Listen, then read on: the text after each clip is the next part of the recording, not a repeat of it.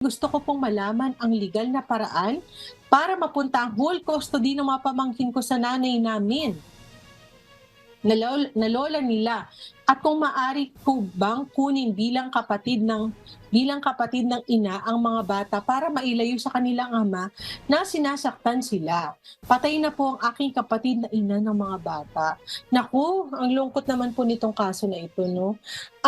If this will be the case, baka unang-una before you file for custody, no? Kasi kung unang-una po hindi po nabanggit ni Glenda kung kasal po yung asawa niya at yung lalaki, no? Kung kasal, talaga pong joint po yung custody. Pero kung illegitimate po yung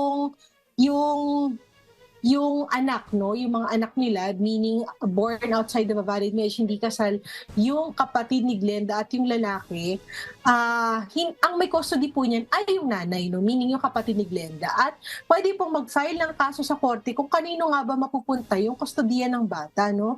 Kasi kapag illegitimate po yung bata, like I said, ang may custody po ay yung nanay, no? Hindi po yan joint custody. At hindi rin po ibig sabihin na kapag namatay po yung nanay, ay mapupunta sa tatay yung kustodiya, no? So, again, pwede pong mag-file ng kaso sa korte kung ganito po yung nangyayari, no?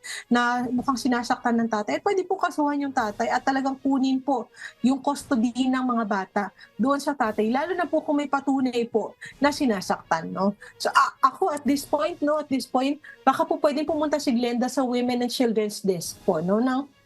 Lahat ng police stations, meron pong Women and Children's Desk para medyo ano po ito, critical at medyo urgent po, no, para agad-agaran pong makuha na po yung mga bata, no, and then maybe pwede pong ipadala muna nga sa kanilang lolo at lola or sa inyo po, no, in the meantime, and then bahala na lamang po, tingnan natin sa korte, no, kasi kung talaga naman po mapapatunayan po na sinasaktan ng tatay, I'm sure hindi naman po kakatigan ng korte yung tatay po ng mga batang ito, no. So again, like I said, pumunta po sa Children and Women's Desk po ng Philippine National Police, lahat po ng police stations, meron po niyan at ireklamo, baka po pwedeng puntahan ng police, i-check sa bahay, o pwede pong kunin muna ng DSWD para po mabantayan muna yung mga bata at hindi po masubject po sa tuloy-tuloy na pananakit ng kanilang tatay.